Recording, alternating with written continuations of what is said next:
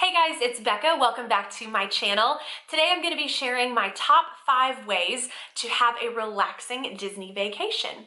And I feel like when people hear the words relaxing and Disney, they think that doesn't go together. Those do not work, but I am here to tell you that it definitely can. You can definitely have a relaxing time at Disney World if you are intentional about it. So before we get into it, make sure that you are subscribed if you are not already, and make sure to give this video a thumbs up. It really lets me know that you guys are enjoying my content. So let's go ahead and jump into it. My first tip in having a relaxing Disney vacation is not over planning your trip. So of course you're gonna hear all the tips on make sure that you have your dining reservations, your fast passes, make an itinerary, map it all out, know where you're going, but a lot of times that can make your trip really stressful. When you have every hour mapped out on a spreadsheet, you feel locked into that. And so there's no room to take a break in the middle of the day and go take a nap, or go hang out at the pool, or go grab an ice cream because that wasn't mapped into the schedule. And so I think when it comes down to not over planning, it can really make a huge difference in your trip. I was the die-hard itinerary Excel spreadsheet kind of person. That's how I was. But our last few trips, I've really scaled back on that, and our trips have been so much more enjoyable. Andy has even commented, I just feel like I can just breathe on our trips. Whereas before we were rushing from, all right, we gotta hurry up. We got, 20 minutes to get to our next fast pass. We have 30 minutes for, until our next dining reservation. And we just tried to pack too much in, and we over planned. We over committed our time in Disney World. And when we have kind of scaled back a little bit, we do, of course, our 3 fast passes in the day.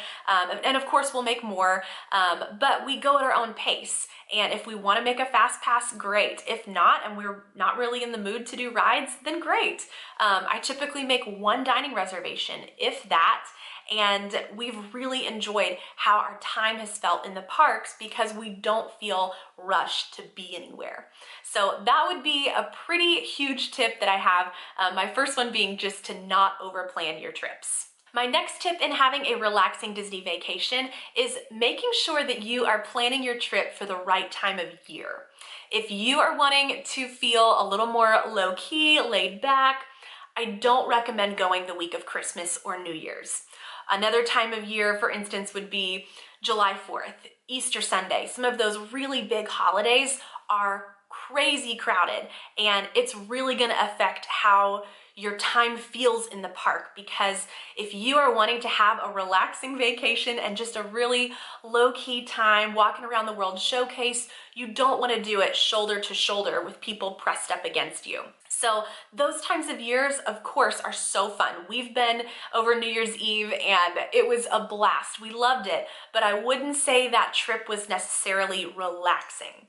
So if relaxing is what you're going for, I would recommend September. We love going in September. There's still crowds, but it's nothing like those big holidays. Another great time of year to go would be late January, early February.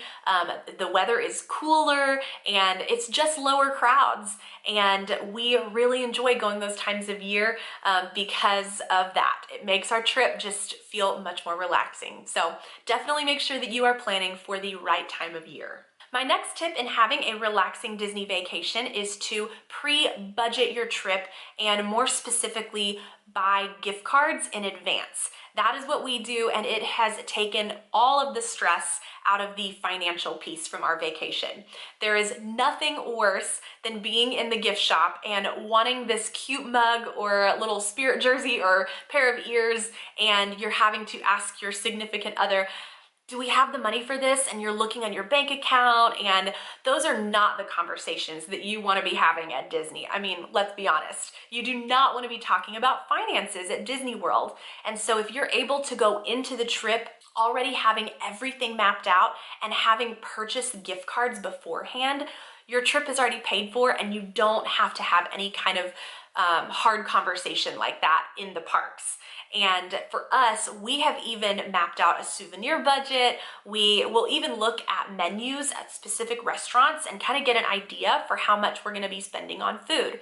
And we'll buy a gift card in that amount. So of course it's not down to the penny or anything like that. We still have a little bit of flex room, but we have already paid for our food in advance on a gift card. So we're not worried about it. We're not having to get out our bank information on our phone or anything like that, because we've already figured it out and we've already had those conversations before our trip. And so that way, when we get to Disney, we're able to just fully enjoy it. Another tip I have with the gift card, even with souvenirs, we will purchase a gift card for $50, $100, whatever our budget is for that trip. And once that gift card is gone, then our souvenir budget is done. So that's another thing that we've done that's really helped us take a lot of the stress out of the financial piece. So highly recommend the gift card tip, but more importantly, pre-budget, have all of those conversations before you get to Disney World. My next tip in having a relaxing Disney vacation is to understand that you can't see and do it all. I think so often people try to jam pack everything into one trip. We have to ride every ride, go to 20 different restaurants, we have to see all the shows, all the nighttime fireworks shows, and sometimes it's just not possible. Well, sometimes it's never possible to see it all.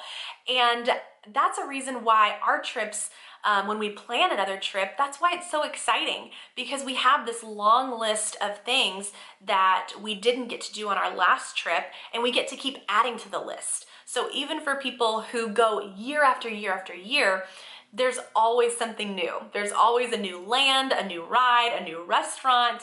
There's always going to be something new to do at Disney World. And so that's what makes our next trip so exciting. And so when you understand that you can't see and do it all, and you can just relax on your trip, there's no pressure to, again, rush from thing to thing to thing, and you can just pick a couple things that you really want to do on that trip and be able to fully enjoy it without feeling like you have packed too much into one trip. You can't do it all, and that's okay.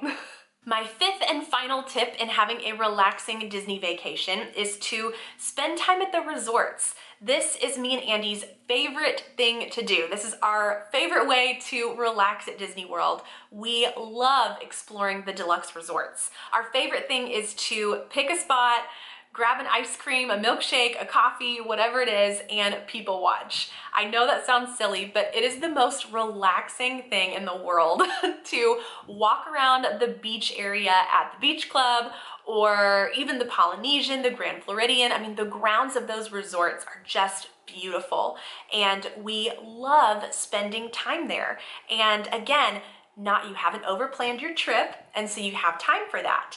And we have really enjoyed it. Even tagging off of that, we love spending time at different lounges. The Tambu Lounge at the Polynesian is one of our favorites. Trader Sam's, the Nomad Lounge, and Animal Kingdom. There's so many others, but those are just a few of our favorite places to hang out, get a drink, sit and talk to cast members. That's one of our favorite, it's become one of our favorite things. Everybody has a story, and we just love getting to know people. And so that has made our trips feel really fun and more interactive, honestly. So that's another thing that we've really enjoyed doing, but just enjoying the resorts, hanging out at the lounges, get some ice cream, a coffee, whatever your thing is, a Dole Whip, and find a spot and just enjoy being at Disney World and really soak it in, because you blink and your vacation is over. And so we've really enjoyed being able to just sit back and enjoy being there. Your trip goes by so fast, and when you really get to soak in those moments, it makes your trip feel super memorable and really relaxed. So that would be my last tip. Really take advantage of those lounge areas and just enjoy being at the resorts. So those are my top 5 tips on how we have made our Disney trips feel more relaxing. I hope this was helpful. I hope you enjoyed. Let me know in the comments below what some of your tips are for a relaxing Disney vacation. I would love to hear what those are. Again, make sure that you are subscribed if you are not already. Make sure to give this video a thumbs up, and I will see you guys in my next one. Bye.